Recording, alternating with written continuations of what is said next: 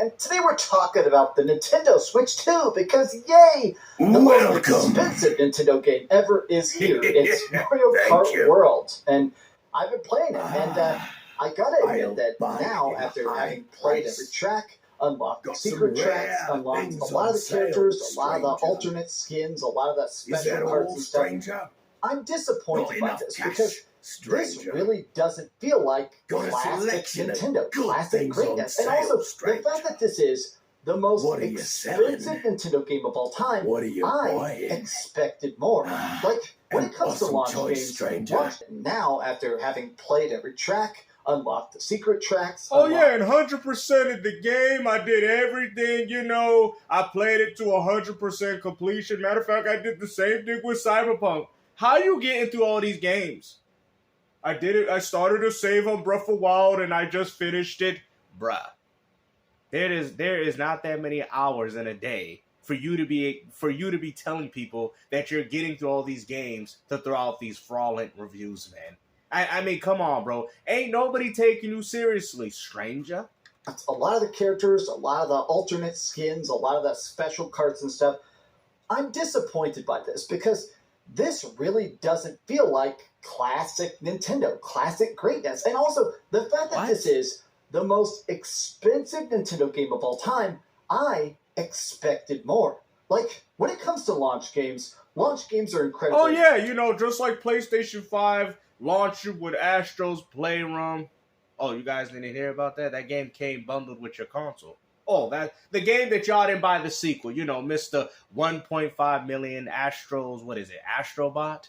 The game that was bundled with the console that nobody cared about. How about Demon Souls Remake, Taking advantage of that PlayStation 3 power, because that's where that game came from. What are you talking about launch titles? Because as far as I'm concerned, the PlayStation 5 had far worse games at launch than what you're complaining about with the Nintendo Switch 2. Important. If you're trying to put out a new piece of tech, a new piece of hardware, you need that thing that kind of says, hey, here is why the next generation is beginning. Here's something so cool, so epic. Sony didn't do it. I mean, people just bought it because of third party. To play their Call of Duty Cold War at 120 FPS. That's what they bought it for. You think these people went out there and bought any of these so-called exclusive games? Oh yeah, I most definitely picked up my PS5 for Destruction All-Stars. Day one. That was a day one release. Day one pickup for me. Yeah, that's why there's nobody on that game online. Hey, here is why the next generation is beginning. Here's something so cool, so epic, it could not have existed on that previous gen. Oh yeah, just like God of War Ragnarok on PS4, just like Last of Us remake on PS4 and PS3, just like the Uncharted 4 Legacy Collection that don't have online multiplayer because they removed it, just like they did all the other games that was on PS4. How about Days Gone Remaster? How about Until Dawn Remake? Another game that showcases the power of the PlayStation 5. What about Horizon Forbidden West? Oh, that came out on PS4 also. Spider-Man Miles Morales launch title, PS4 game. But we still got a nice Demon Souls remake that came out on the PS3. Yeah, about that. Mario Kart World looks like any other Nintendo Switch game. In a lot of ways, it's way... And Days Gone Remaster looks like no other remaster. What are we doing here, bro? Like, I get it. You're not, like, bro, I'm very surprised you're not saying Nintendo's dead with these videos because we get it, bro. You're a bona fide PlayStation fanboy, and that's fine, bro. But for you to go as far to pick up this platform just so you could solely bash it, even though you already knew about the vast majority of these things that this system had, just shows you that you're disingenuous because you still went out there and supported and bought these games anyway. You can sit there and say, I hate the Nintendo Switch 2, but you, as a consumer, supported the idea of it. And now you want to complain about it. Less fun than Mario Kart 8 Deluxe. I really don't get it, but let me break it down. And let me break down the 3 phases of World, because Mario Kart World is 3 separate styles of game in it. There's knockout races, there's Grand Prix, and there's the open world stuff, which is just... and then doing the next track, which is how every other Mario Kart ever has always worked. But I thought you said it was like classic Nintendo. Grand Prix is always a 4-track series. The better you do, the higher you place, the more points you get. Whoever has the most points at the end of it, the previous course to the next course. And I feel like I just don't like this because... No, I get it. I'm not going to sit there and undermine and say that this game doesn't have problems or has a lack of content. But also, too, guys, Mario Kart 8 was like the same thing on Wii U before they decided to do the deluxe edition. Okay? Nobody's damage controller or defending this, but at the same time, you guys are comparing something to a game where they added more content throughout the years. Okay? Mario Kart 8, when it launched on the Wii U, was very bare bones. No different than what you're getting with Mario Kart World on Switch 2. Now, mind you, I still think it's a solid launch game besides the price. You know what I mean? You out here complaining about nothing. I mean, at this point, bro, it's so sad because I didn't even pick up the Switch 2 for my own reasons. But, man, I have to come out and put some honor and defend this because you're just going out of here and just trying to go out of hand so you can grift, so you can make sure that PlayStation looks far better than the competition, because we all know PlayStation ain't got games. Say whatever you want about Nintendo, but Nintendo's got more games than what PlayStation is offering, and that's facts, not fiction. Be the first one to finish. Oh, yeah, I know, right? You gotta be the first. Really? It's been like that in every Mario Kart. You have to be the first person. Yeah. Bro, you know what, man? This is brain rot TV, man. You know, if you guys want to get your brain rotted into mashed potatoes and mush, make sure you just pop on a good old Dreamcast video. I mean, if anything, they're going to start playing this dude at a doctor's appointment to see if he could check your high blood pressure, okay? Like, this is what this is, bro. Like, I'm actually at the doctor's, and they're checking my high blood pressure. Like, right now. You know, they're starting to use this man's videos to check people's high blood pressure because this is exactly what you're doing.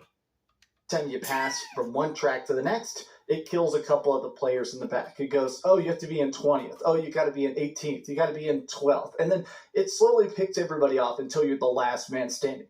It sounds like a good idea. And why cut that out? One of the things they do in this game that is so baffling to me, I don't understand it.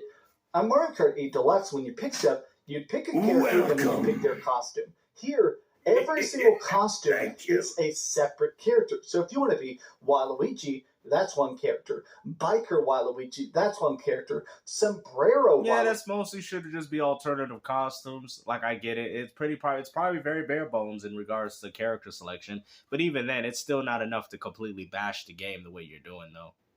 They have no unlockables whatsoever. Everybody drives the same cars as well. You also can't do any of the customization to your cars. Like, you know, obviously, when you played a Mario Kart 8 Deluxe, you chose your glider, your car, your wheels. Here, you just pick a car and nothing else. This game, it's not that it feels lazy. It feels like they were trying to narrow everything down to the most efficient laser beam of fun. And I feel like they've lost. I mean, but a lot of people used to choose carts that just didn't make sense. It would only make them slower. Nintendo probably realized, like, okay, let's just have predetermined carts that people could use and they can have good results. That could be one thing. But yes, in regards to the laser focus and the lack of creativity that is really known for gamers, that we can make our own fun. Yeah, of course they took that out. You know what I mean? Maybe they wanted to keep it more streamlined, maybe so people can actually all enjoy the game without actually having to complain about it. But yeah, and maybe due to the gameplay changes, they probably felt that it didn't really make sense. Lost something in the process. Oh! But let me talk about the open world. This is a completely optional thing. It's optional, but you're going to complain about it. Let's hear it. I don't get it. Maybe other people will. It's optional. Regardless if you don't like it or not, it's optional. There's going to be some people that do enjoy the open world aspect. Just because you ain't got no friends to play this game with, to go off ramps, doesn't mean that nobody's going to enjoy this. You just said it, optional. So the fact that you said it was optional means, therefore, you shouldn't even be able to complain about it. Have more fun than I am, but when you're on the main menu, you can press the start button. Cascade Platinum Plus has a Grift Night. Gotta keep that AC I on. think this game is not terrible. I think it is going to get better in the future. And the same way that Mario Kart 8, when it originally launched on the Wii U, it didn't have the most courses. They kept adding and expanding and expanding. I'll buy it at a high price. So you knew this already. So why are you complaining, bro? That's one thing I will never understand, man. At this point, you guys are worse than grifters. Imagine picking up and buying something and then complaining about it after you have it. Now, mind you, I'm all for constructive criticism. But these complaints that you are making in regards to the games that you played, even though you said you played Cyberpunk, 100%ed it, and you also play this game, probably Bravely Default. Like, I don't understand how you're able to complete all these games in such a little time. Now and again, more characters and cool crossovers and stuff like that. I'm waiting for that. This first version of it, I don't really care about. I think the new items kind of suck. Well, you cared enough to buy it to show Nintendo that you would give them your money. Well, did you care enough to boycott it? You did it. Hammers, the ice flower, the coin shell, none of that's too good. It feels like everything is too easy to just dodge. I've noticed that the blue shell, you can just like outdrive it. You can just do a mushroom and you'll just dodge the blue shell now. Maybe that's a glitch, but just in general. A glitch? Maybe that's something they wanted to change. A lot of people complain about that blue shell, man. Maybe that was maybe that seems more like a game changer. I don't get it. Mario Kart World is the first time I've played a Mario game, or really any Nintendo game, that's so dang expensive, and I'm really just like, what are we doing here? Okay, so... But let's not forget, this is the same guy that complains about Game Pass. This is the same guy that tells people they should support the developers, and now you have a problem with buying video games. There have been some off-the-cuff thoughts. If Which I one had is to give it a number, I think I'd give it a 7 out of 10 because of the price. If you that's not fair. You shouldn't be bashing this game solely off the price. You should be talking about the game and the qualities of the game. That's what you should be basing the review on. So you're saying the game is good, but the reason why you're giving it a 7 is because the game is overpriced? Really? I didn't know reviews was done like that. I thought reviews was mostly talking about the merits of the game, not necessarily the price of the game. Now, I get how that could also play into that, in regards to the value, but not the all to be all. I got this game for free. I think you'd have fun for a day or two, but if you're looking for like the depth of any other Mario Kart, this ain't it. What are you talking about, bro? The depth of any other Mario Kart, bro? The only game people are actually going to probably still play is Mario Kart 8 in this game. What are you talking about, bro? Like, I get it, bro. At this point, you're just a bona fide hater. And the fact that I got to come out in this community to defend Nintendo, even though I've told people I don't want the Switch 2, goes as far as to show you that what you're doing is very disingenuous, man. And people are starting to see right through you. You can sit there and say whatever you want about Nintendo and how they're going about things, but remember, you're the one that didn't put your money where your mouth was. You bought it, you supported this concept, and now you got to live with it. Well, whose fault is that? Let me guess. We're going to have a Cyberpunk review, Bravely Default. We're going to have reviews to all the games that he played in like less than 24 hours, bro. Remember when he dropped the review on a game that didn't even come out on Game Pass? It was like 1 hour out, and he already completed it. Apparently 100%ed it and everything. Until I see proof, timestamps, and achievements and trophies, or save files, ain't nobody gonna listen to you. Hopefully you guys enjoyed this video. Like I said, man, at this point, he's going to be on the whole Nintendo hate tirade. And it's going to keep going. It's going to keep going. The next thing we're going to see is Nintendo Switch 2 is dead. He's waiting for that. But hopefully you guys enjoyed this video. Like I said, take care. Peace out.